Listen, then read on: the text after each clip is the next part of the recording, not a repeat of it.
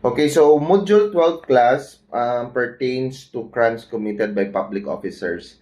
Then again, like in other modules, I will not discuss all the crimes no, that are covered under this module because we don't have enough time to discuss, and I think that it would be a waste of time to discuss all of these crimes when in fact there is a less probability for it to be asked during the board exam, and also when you will be in practice as police officers, there would be less chance for you to encounter this kind of crime. So I will focus more on the crimes that are more common and with high probability to be asked during your board examination. So before we discuss to the specific crimes under this module, entitled Crimes Committed by Public Officers, we need to first understand the concept of public officers. What do you understand when we say public officers? Does it pertains only to the elected officials such as the mayor, governor, congressman, senators, president? Or does it include only the heads of the agencies, the secretary of the Department of Education, the commissioners of CHED, or the department heads of the respective offices in the local government? Or does it include everyone that are connected to everyone that is connected to the government service?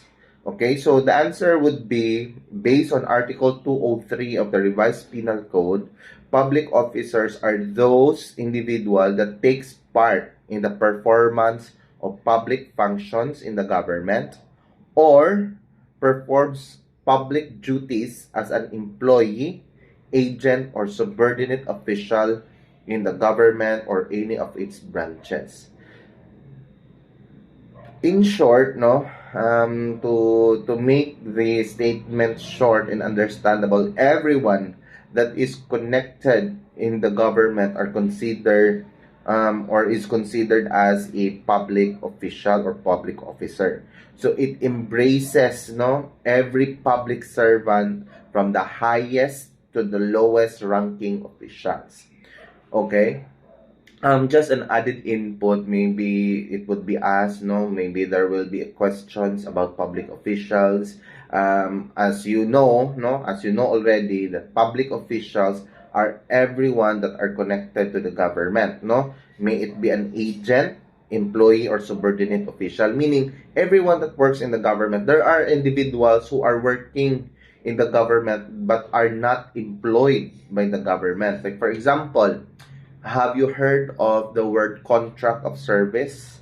No, there are in LGUs in the national and in the some of the national agencies. It is very common to hire workers under what we call contract of service. Under a contract of service, you are working you are working under a government but as a private contractor, meaning you are your own boss. Although you are reporting to the LGU, but by legal fiction, you are not employed by the local government or by the national agency.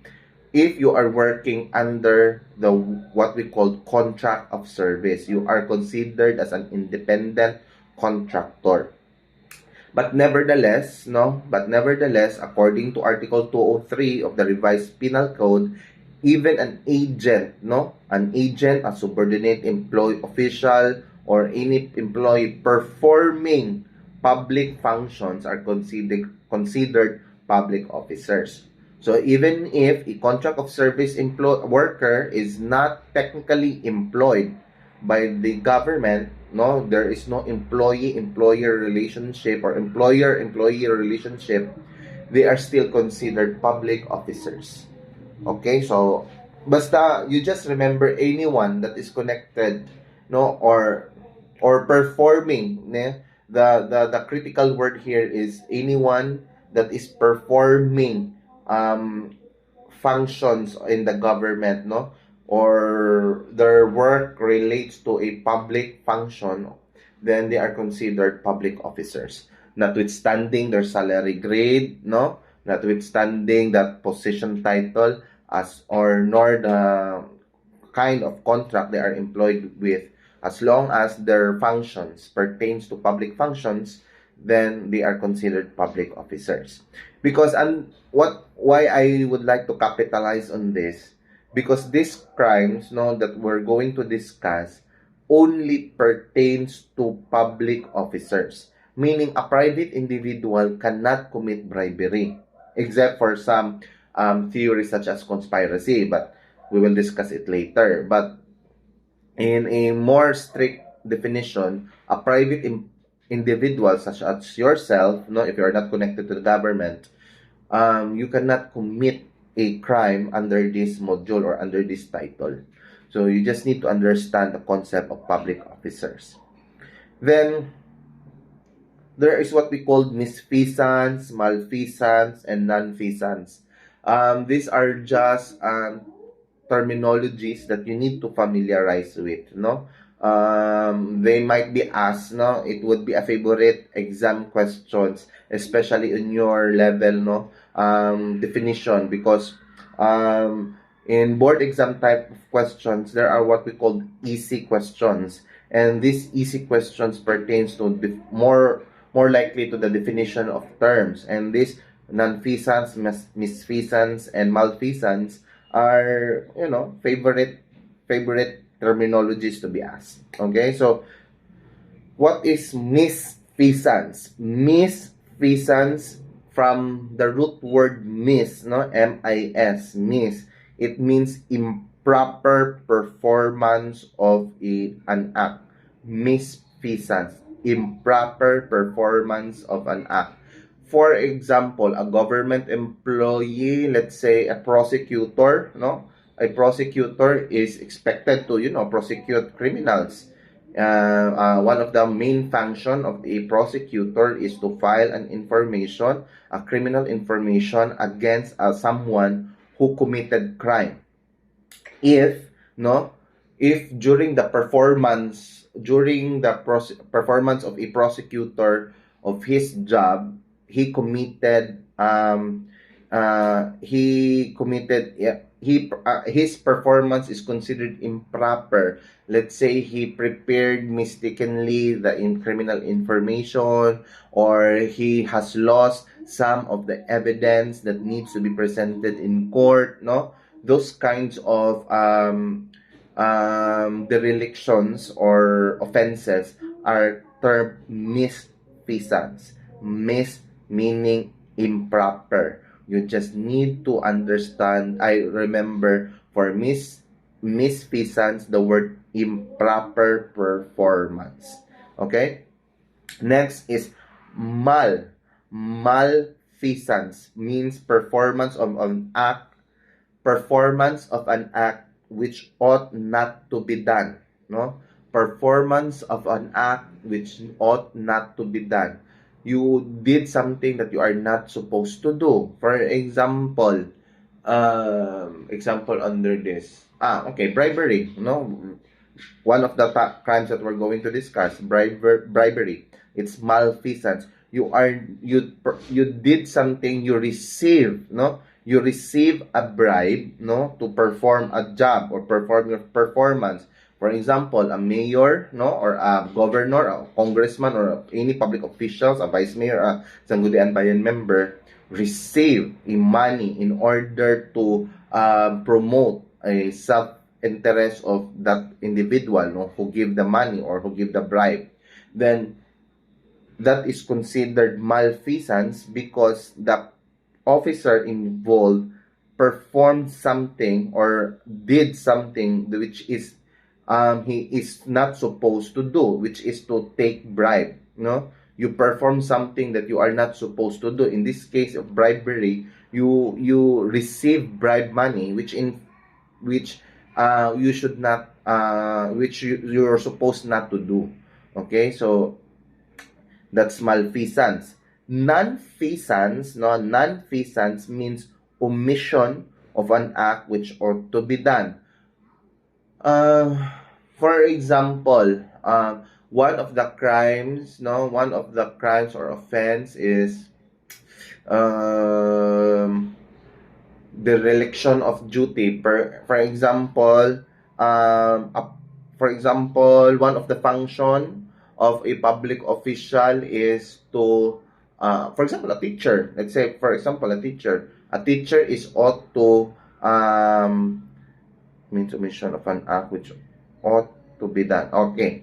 A teacher is supposed to teach, right? So one of the most the most important and the primary function of a teacher is to teach his or her student. If the teacher did not teach at all, no, did not perform his teaching functions, then that the offense or the misconduct is can be considered as non-feasance because she omitted, no, she did not perform the things that she is supposed to perform. This is the exact opposite of malfeasance. In malfeasance, you did something that you are not supposed to do. In this non-feasance, you did not do something that you are supposed to do. Okay? So, I hope you just familiarize your self with this terminology. Basta you just need to remember inappropriate performance or improper performance. Malfeasance, you did something that you are not supposed to do. In non-feasance, you did not do something that you are supposed to do, or you did not perform something that you are supposed to perform. So that is non-feasance. So let's run through with the crimes, no, under this title. We will not discuss Article 204, 205, 206, 207 because this crime pertains to judges, no. Just a trivia, no. When I studied criminal law way back in law school, I also select crimes that for me are more common crimes that will be asked during the bar exam.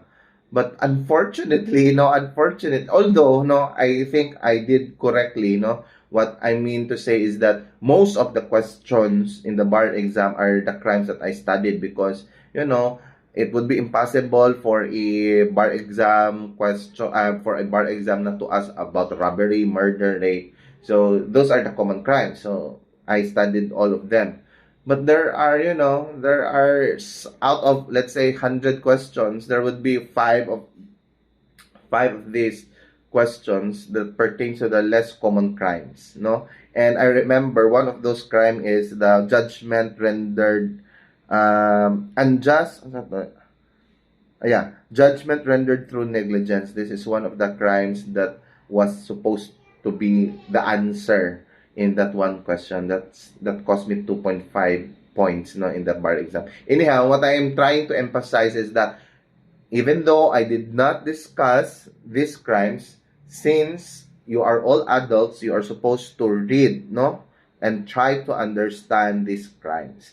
I already I already emphasized when you study criminal law 2, you just need to familiarize the elements of the crime. So I will hold you responsible in reading all the elements of all the other crimes that I will not be discussing. Okay? So that if there will be a question in your board exam, one or two questions pertaining to those less common crimes, then you might be ready. But I'm telling you, it will not make you fail if you cannot answer those questions. Provided that you will be able to answer all the other questions that pertain to the more common crimes. Okay? 208 about prosecutor. It doesn't concern police officers or uniformed personnel because this crime will be only committed by a public prosecutor. But if you will be, planning to take up law in the future and wants to be a fiscal, then you will be encountering this 208. So for this morning, we will focus on Article 210 or Article 210. which is very common, no? One of the most common crimes involving public officer, which is direct bribery, no? I'm very sure that you have encountered or at least heard, no? The word bribery or bribe, no? Moment nang you can hear some comments coming from other people na something like nabuhatan man nag kalsada kay gibribe man si mayor, kay gibribe man si gobernador, so something like that. So what is bribery? Now, what is bribery? Under Article 210 of the Revised Penal Code, direct bribery the elements of direct bribery includes the following. Number one, that the offender be a public officer within the scope of Article 203. This means, no, what we discussed earlier, public officer. So 203 defines what is a public officer. Again, common element on all crimes under this module is that all of them must be a public officer or in conspiracy with public officer.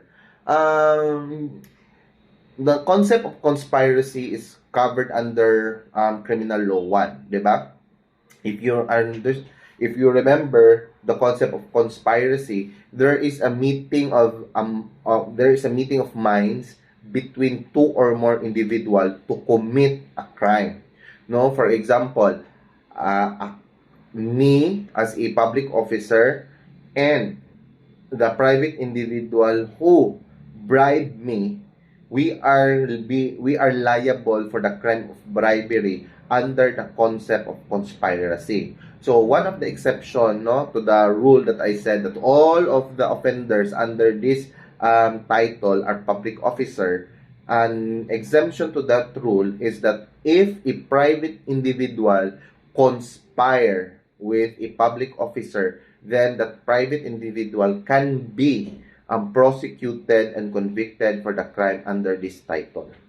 Okay? So, conspiracy, meaning the one who offered to give bribe and I, as the public officer, received the bribe, we have a meeting of minds to commit a bribery or to commit the act of or the crime of bribery. So, both of us, no, can be held liable for the crime of bribery. So, the next element is that the offender accepts an offer or promise or receives a gift or present by himself or through another.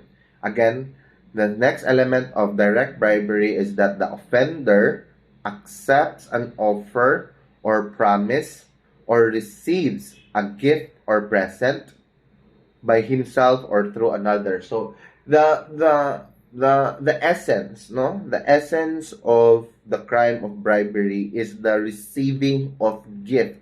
May it in a form of money, personal property such as a very expensive iPhone or Samsung Galaxy, no, or a house and lot or a lot or whatever kind of property for a valuable consideration.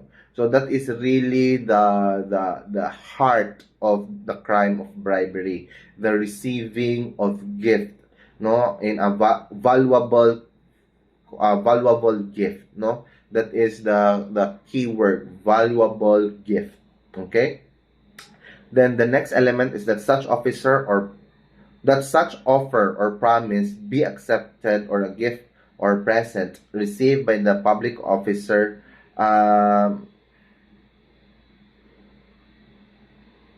I cannot understand. That such offer or promise be accepted or gift present received by the public officer.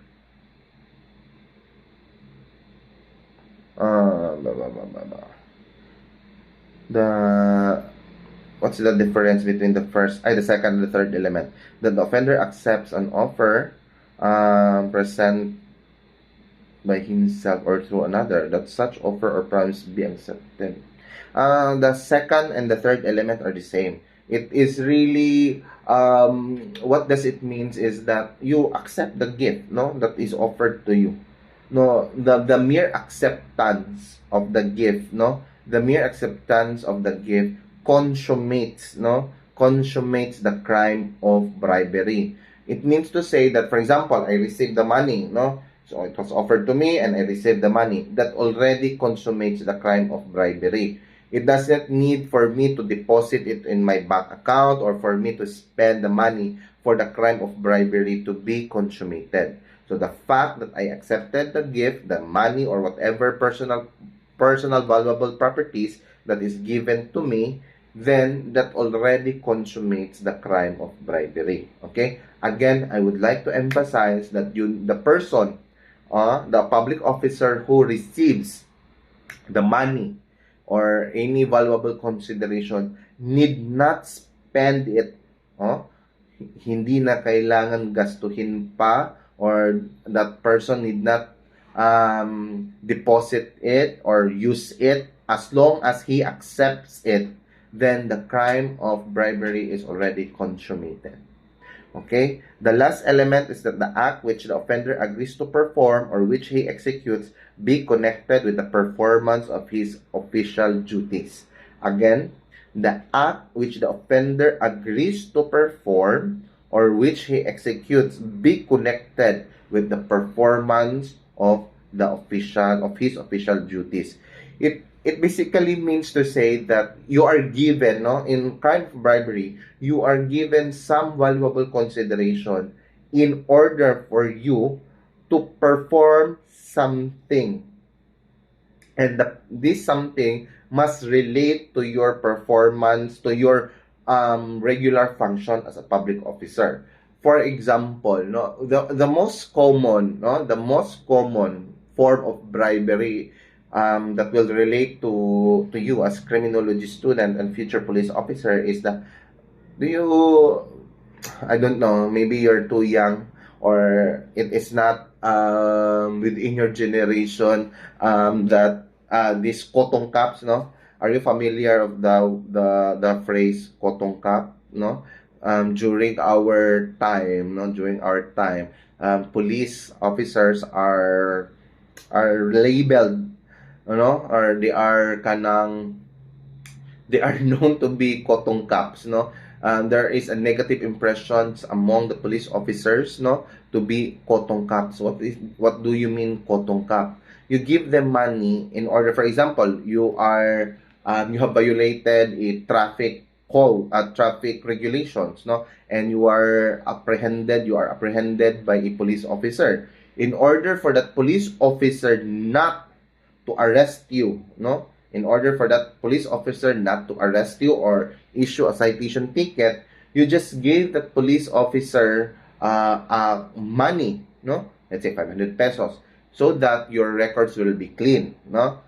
And that is a prime example of bribery. Okay, what are the elements of the bribery? Again, number one, the offender must be a public officer. In this case, a police officer. A policeman or woman is considered a police officer, is considered a public officer. Second element, that the public offender or the public officer accepts or receives the gift given or offered to him. So the moment, no, the moment that he accepts the money, then the second element is already present. The last element, no, because again the second and third element is kind of confusing. They are similar. Okay, the third element for the crime of bribery is that the act, no, for the act at which the offender agrees to perform, no, in this case, not to issue a citation ticket or not to arrest the person, is related or connected with his official duty. So you can see in the scenario the three elements that I have mentioned under the crime of bribery is present. If it can be proven in court, no, if it can be proven in court, the three elements that I have presented, then that police officer or that traffic officer or whatever can be held liable for direct bribery. And in the same vein, the person, no, the private individual who gave the money to the public officer will also be held liable for direct bribery under the concept of what? Conspiracy. Okay? And okay. There cannot be di ba, you need also to remember that normally there are, in a formal crime, there are three stages of crimes, no? Three stages. Number one, attempted. Number two, the second stage is frustrated, and the last stage of crime is the consummated. In the crime of bribery, there can be no frustrated bribery, no? Because there can only be attempted and consummated. Attempted because the mere fact that you were offered, no, the money, and the public officer will not accept, then there is no consummated crime of bribery, but only attempted bribery because the public officer did not accept the offer. But the moment, again, that the public officer accepts the gift, then it is already considered consummated crime of bribery. Okay? Blah, blah, blah. Okay na. Excuse me, sir. Yes. Na may question, sir. Yes. Kanang na ba'y complex crime, sir, between bribery with other crimes or direct bribery lang jud ang makasok? Complex crime of bribery? Okay, for the non-Visayan speaking students, because again, there are students present today who cannot speak Visaya, no? So, I will translate the question. The question is, there can be a complex crime of bribery? The answer would be no, because the elements of bribery is very direct, no? There is very direct, because the crime of bribery really pertains to the receiving of gift, no? So there can be no crime such as bribery with murder. It cannot be done. Or bribery with robbery. It cannot be done, no? Because if you will, again, the scope, no, the scope of the crime bribery is only limited to the function of the public official. So if the public official is asked to, let's say, perjure or to falsify, then those are two separate crimes because their elements are not the same, no? You can a crime is considered complex if there is some elements of them that can be entered, that can be commingled. In this case of bribery, there can be no crime that can be complex it with. Okay? So there can be no complex crime of bribery. Thank you for that question. That's a good question. Are there any questions concerning bribery?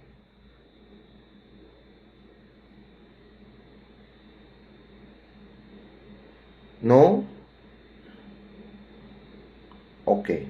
So, again, the things that I have discussed, no, if you're going to read your modules, there are so many other discussions there. I already discussed it in a manner that is more understandable on your level.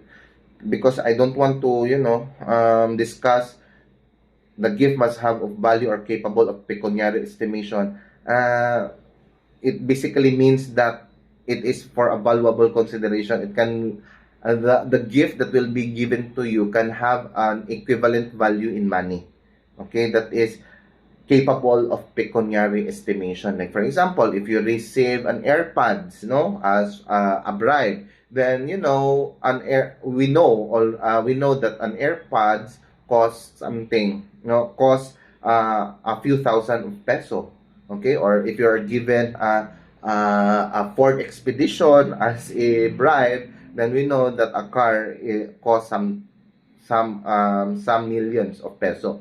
Okay, so all of these things, I just review the outline if I miss some important topics. Okay, so let's proceed to indirect bribery.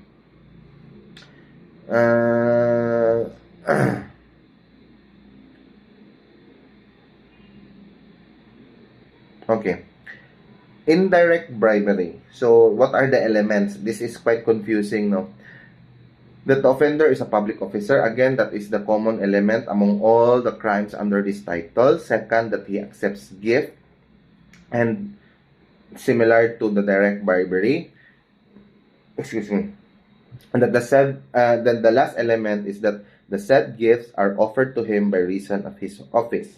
The gift must be given in an anticipation of future favor from the public officer. Okay? This is very common among elected officials. Not, I am saying that all of the public officials are guilty of the crime of indirect bribery. Okay? Um, 'Di ba, when we say direct bribery, like like the example that I gave earlier, there is a person who violated a traffic ordinance or traffic regulation. He gave money to the police officer in order for him not to be arrested or to be issued a citation ticket. That is a very direct, no? You are given the amount of money for a very specific purpose, no? Which relates to the function of that public officer, no? Specific purpose. In indirect bribery, you were given money, no, for a future, no, future favor. Wala pa, hindi pa nangyayari, wala pang ganap, no, wala pang project to be asked, nothing, nada. Like for example, if I will run, no, and this is very crucial because I am a elected official and you might think that I am guilty of it. I am not. I am just giving you an example, okay? For example, if I will run, no, and someone will give me money, no, as is later I will answer your question, ha? Um if someone will give me money to finance my campaign, and that someone, no, and that there is a real intention for that someone to ask favor from me, then that is considered indirect bribery. Very common is that uh let's say contractors, no, contractors, they will give me money, to finance my election. When I'll be elected, no, there will be projects that will be implemented by my office, and because I am technically indebted with them because of their support, then I will give them the projects, no, without observing the rules and regulations and implemented by the under back, no, back what's back kanang procurement, no, under the procurement laws. So the only difference, no, the only difference between direct and indirect bribery is the intention or the purpose of giving the money. Indirect bribery, the intention in the purpose of giving the money to the public officer is very clear, and the need is very immediate or is immediate.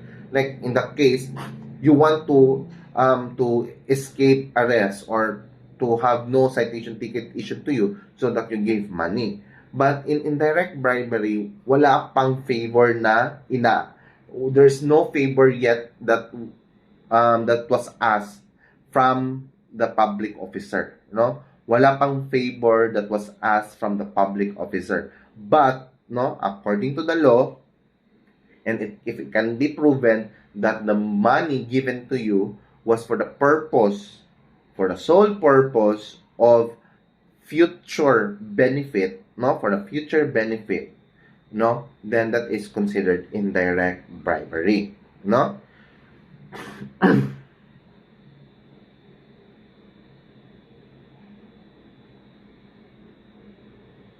Okay, any question? Did you understand this distinction of direct and indirect bribery? I will ask that in the final exam. Can you answer it?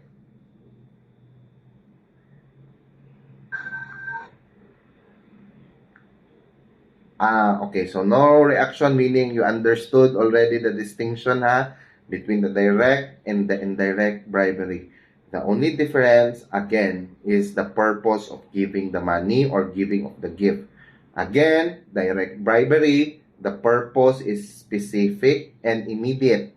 In indirect bribery, there is no purpose yet, no? Wala pang specific purpose why the money was given to you. Okay? Okay. There is a question coming from your classmate. Is vote buying, no? Is vote buying bribery? The answer is no, because in vote buying, sino ba ang nagbibigay ng pera? It is the public official. Hindi ako ang nagbibigay ng pera. I might be sued for vote buying. No. In vote buying, the scenario here in vote buying is that the public official are the one, or the public officials are the ones giving money to the people. In bribery, it is opposite. It is the private individual who gives money to the public official. So that is not bribery. Vote buying is a violation penalized under the special law under the Omnibus Election Code. Okay? Are there any questions between direct or indirect bribery?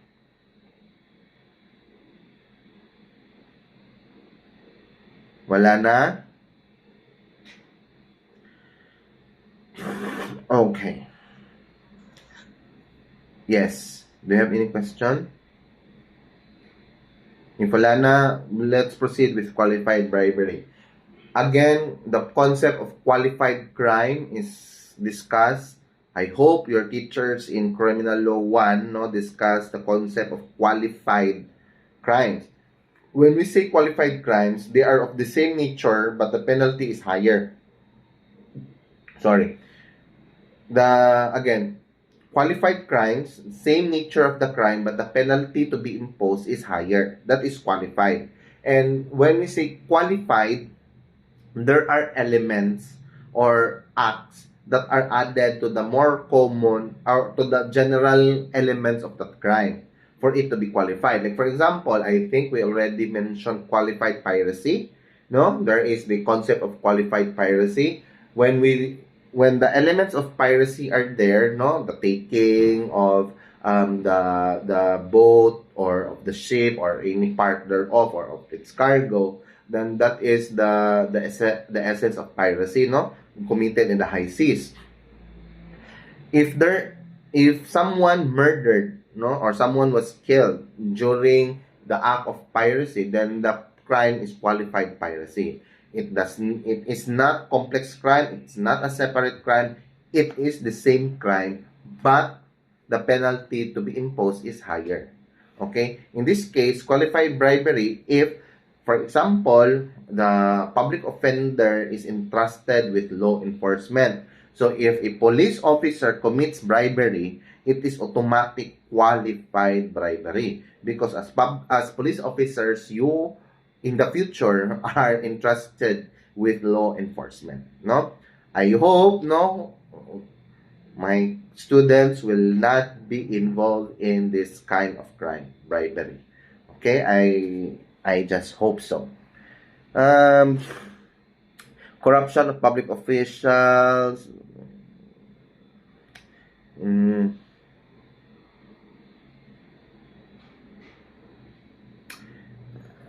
Not important. It's not bribery, and under this Article 2112, no,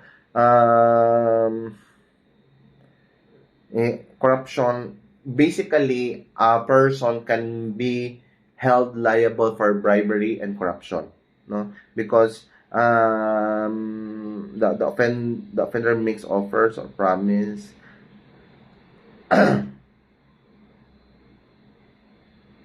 Okay.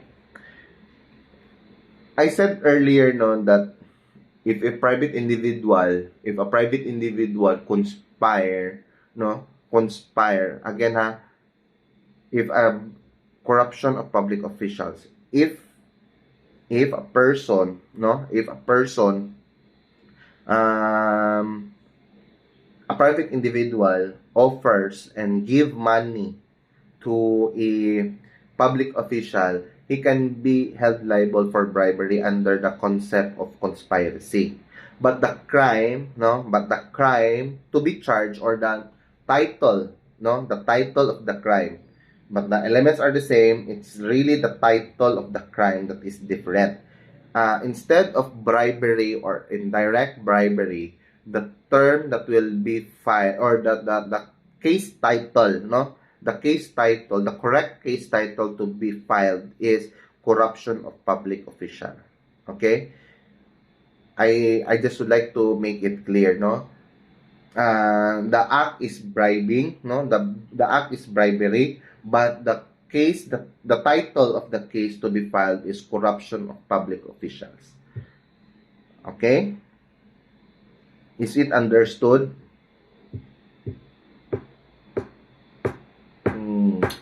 Yes, sir. Okay, sige. One last example before we, because frauds and illegal extractions, no, not important. Okay, we will just discuss malversation, and then that's it. Important. Okay. So before we proceed to malversation, no, I just would like to capitalize, okay? For example, in our case, private individual, the owner who drives a car, bribe a police officer in order for the police officer to be not, for that officer, or for that police officer not to arrest him, okay? The crime is bribery. But when we file a case in court, no, when we file a case in court, the public official, or the public officer, or the police officer will be charged for the crime of bribery. But the private individual who conspire under the theory of conspiracy of crimes, no, the public individual, he is also guilty of bribery, but the case title, or the case to be filed, is corruption of public officials. Okay? So let's proceed to malversation. What is malversation of public funds? This is very common, no? Very common. In Tagalog, malversation of funds is pagnanakaw sa kaban ng bayan, no? You're just getting funds, no? You malverse funds, you spend funds of the government, no, money, no, that you are not supposed to do. Okay? Even the use of bond papers, no, if we're going to be strict about it, even the use of bond papers, use of ink, in the offices for private purposes, for individual interest, or for self-interest, or for private use, that is considered malversation. Okay? Because those are with those equipments, those supplies are capable of what? Pecuniary estimation. Okay? You will be familiar with those words, pecuniary estimation, when you proceed to law school. Okay? In law school, we have different jargons. No? Instead of capable of valuation, or for value, we say it, the phrase is capable of pecuniary estimation, okay, or with fiduciary interest, so something like that. Okay, anyhow, let's say proceed. What is malversation of public funds or property? What are the elements? Number one, that the offender be a public officer. Again, similar, common to all crimes under this title, or a private person if entrusted with public funds, or connive. Connive is another term for conspire. Okay? So again, under the theory of conspiracy, if a private individual and a public officer conspires to malverse public funds, then both of them can be prosecuted under the crime of malversation. Okay? The second element, that he had a custody or control of funds or property. Okay.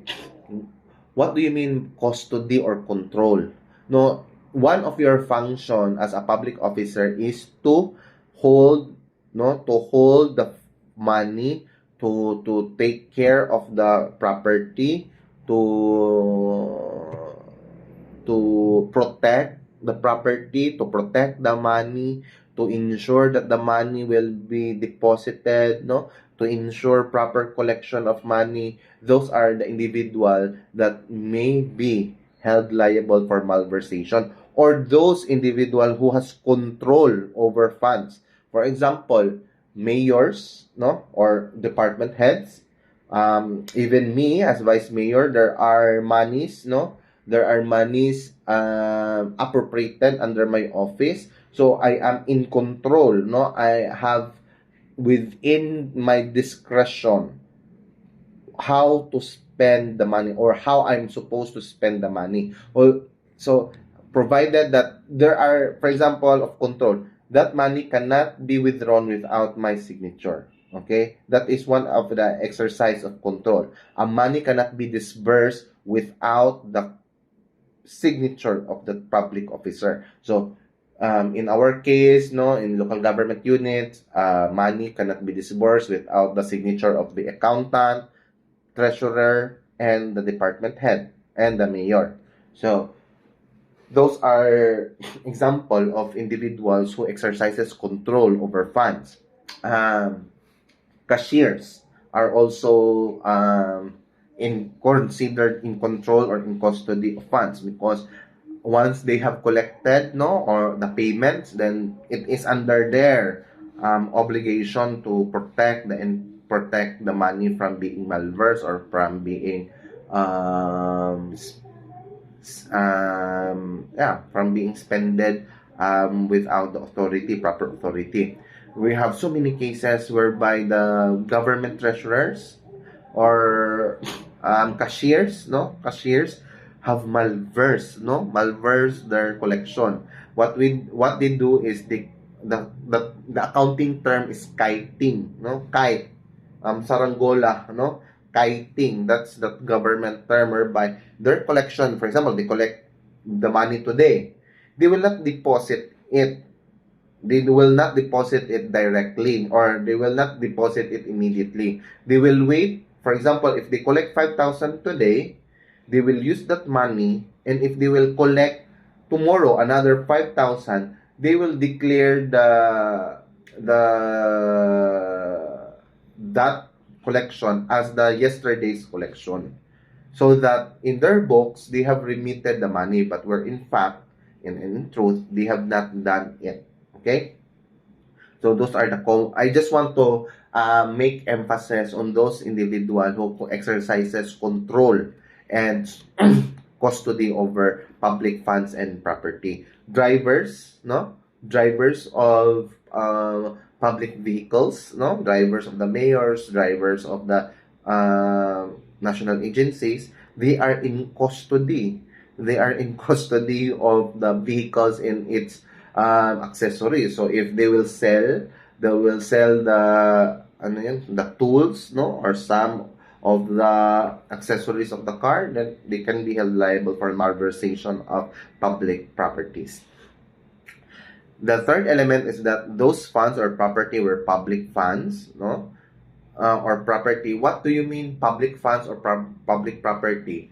Public funds meaning money coming from the government or is for the government. Okay?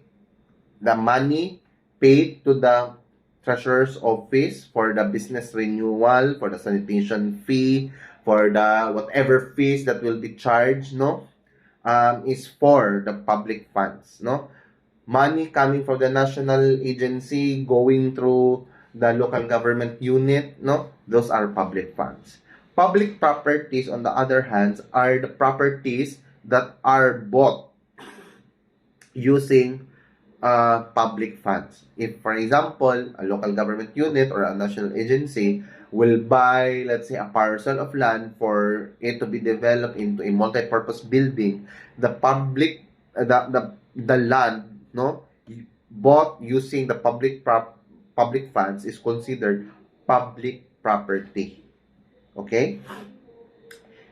Or if it's not the property is not bought by public funds because it was donated, no? It was donated, then it is still considered public property if the purpose of such donation is for public use. Okay? Example, I own a parcel of land and I will donate it to the local government of Mambahaw for the local government of Mambahaw to develop it into a covered court, no? Or a basketball court because I want to have, or a tennis court because I want our barangay to have a tennis court, and the only way for me to have a tennis court is for the local government unit to build one because I don't have the money, the resources to build a tennis court. So I will donate it to the municipal government on one condition, for them to build a tennis court. That can be done. Okay? So even if the money, even if the public government, or even if the government did not spend any sum of money in acquiring such property, but the purpose of that property is for public purpose, then that is still considered public property. Okay? And the last element, that the offender either appropriated the funds or property, took or misappropriated them, or consented or through abandonment or negligence permitted any other person to take such public funds or property. It is not necessary that the offender profited thereby. He's being remiss. What is remiss? Nonfeasance. Something that you failure to do what is supposed to be done. That is nonfeasance, no? Ano to? Okay. So, under this definition, no, malversation is a crime of nonfeasance. Okay? Okay, let's try to discuss one by one. We already discussed the first element, that the offender is a public officer, done, already emphasized. Second, that he had the custody and control of funds or property, already discussed. Number 3, that those funds or property were public funds or public property, already discussed. Then what is the essential element, no, or the defining character of malversation? That the offender either appropriated the funds or property. What do you mean by appropriated? No, another, the more understandable term, no, for you, appropriated means use.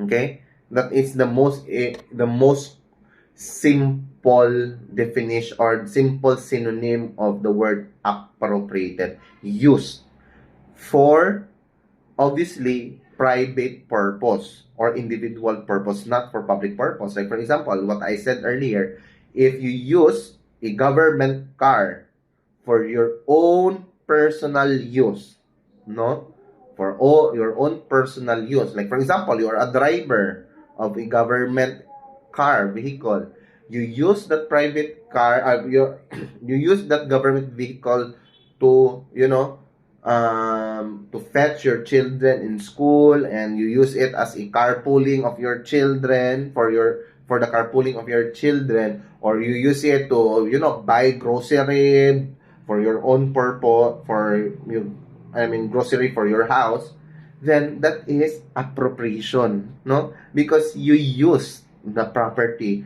a public property, for a personal purpose. Okay? That is malversation. Another example of malversation, or another act of malversation, is that took or misappropriated them. Misappropriated meaning you are supposed to spend money. Like for example, you're supposed to spend let's say 9,000 pesos for gasoline, no? You for it to be full tank, no? Para ma-full tank yung vehicle, you need to, let's say, spend, 6,000 pesos for it to be full tank. What you did is that on papers, you you fueled the vehicle amount, the gasoline or the gas fuel to your vehicle amounted to 6,000 on papers, but in reality only 2,000 worth of gas was injected to your vehicle. So that is misappropriation. No, you use something. No, you use the amount of money allocated for that purpose was used, but not the full amount. That is misappropriation.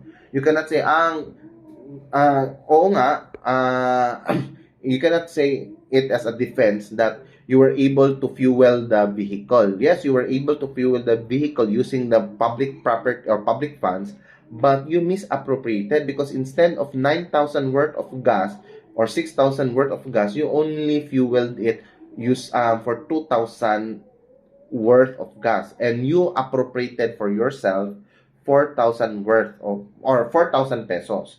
It can be in a form of gas or of a money. Okay? Or in money. Then number 3, no? Another one or another act that you need to understand is that consented or through abandonment or negligence permitted any other person to take such public fund or property. For example, di ba, as I said, malversation is a crime of non-feasance. You failure to do something that you are supposed to do. As a public cashier, no? A cashier in the treasurer's office.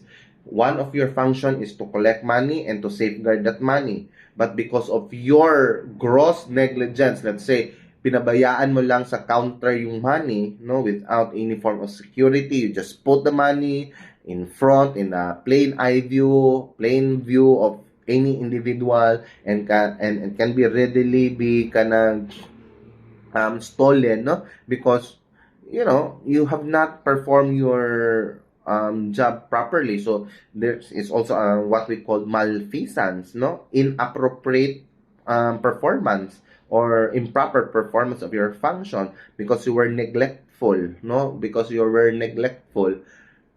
then you can still be held for the crime of malversation, because according to the law and jurisprudence, the person or the public offender need not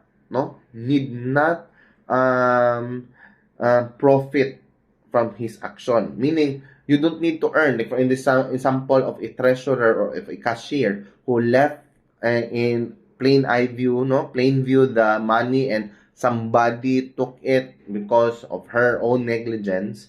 No, he or she did not profit from her action of negligence because she did not share. No, she did not share from the profits of that robbery, no, or from that thieving incident. Then he or she can still be liable for malversation because of his or her own negligence. Okay?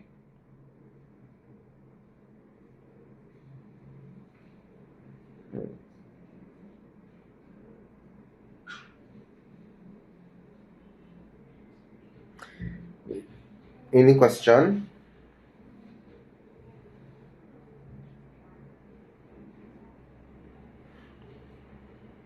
According to the law, no, for example, this is also important. If you are going to, you malverse the money, no, you appropriate, let's say, the cell phone of the government, no, cellular phones, which are government issued. You took it, you misappropriated it, you use it for your personal use, no, instead of it being used for the public purpose, and because you were, eaten by your conscience, no, or you are afraid that a case will be filed to you return the property or the funds that you have malversed, no, in case of kiting. According to the law, it is not exempting circumstance, meaning the crime of malversation is still consummated, notwithstanding the return of the property or the funds. Once you malverse or misappropriated or appropriated the fund for your own purpose or for your own personal interest, you already committed the crime of malversation. And if you return the public funds or the public property, then it is only considered mitigating, meaning your penalty will only be decreased, but it will not be an exempting circumstance, meaning you will still incur criminal liability. Okay?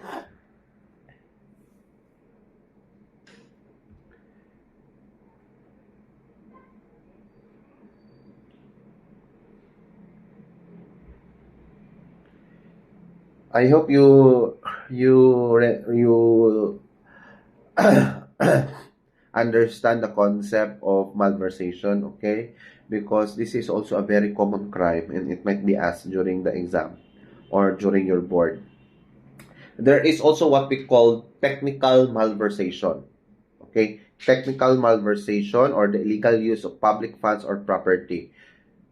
Again, the elements are similar. Okay? Number one, that the offender is a public officer. Number two, that there is a public fund or property. Number three, that the public fund or property has been appropriated by law or ordinance.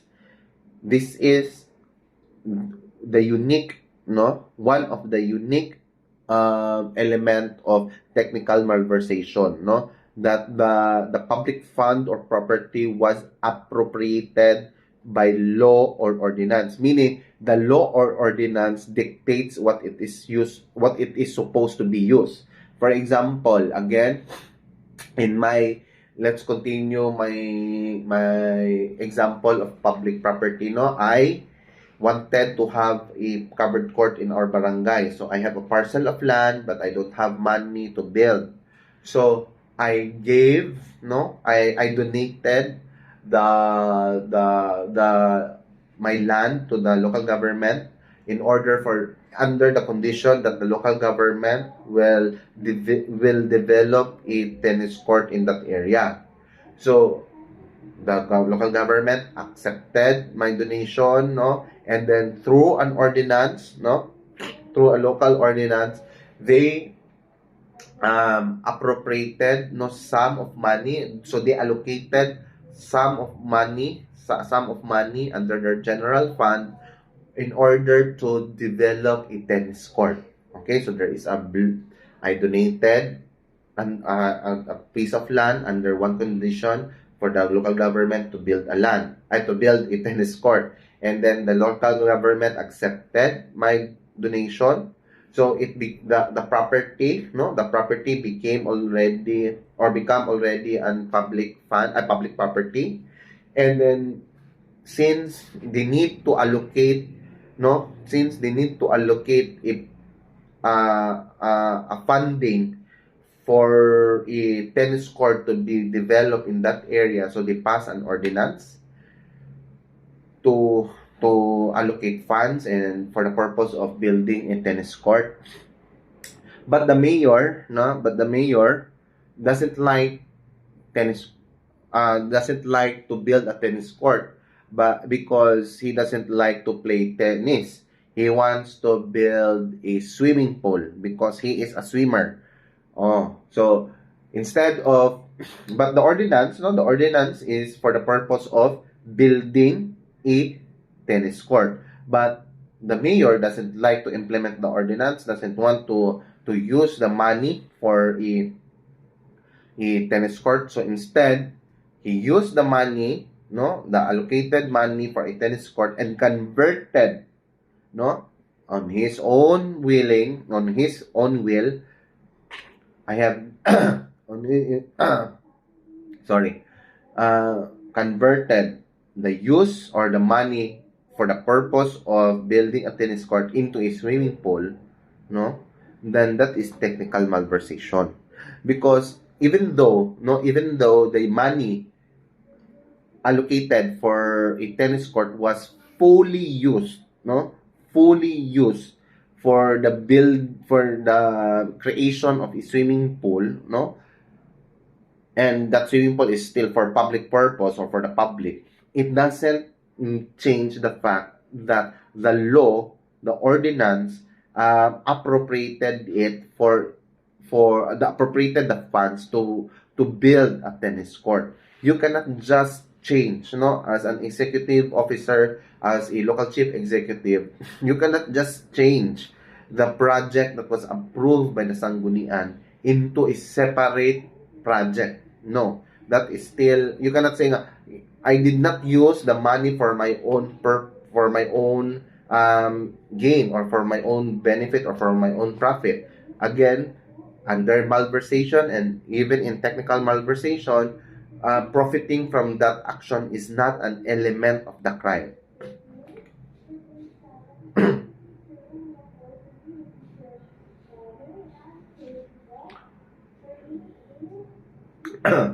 Sorry.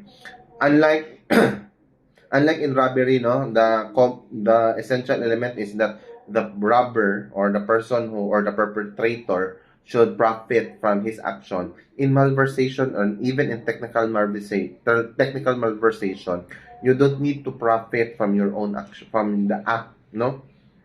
What is essential here is that you misappropriated or misused the public funds, or the public property, for you to be held liable under malversation.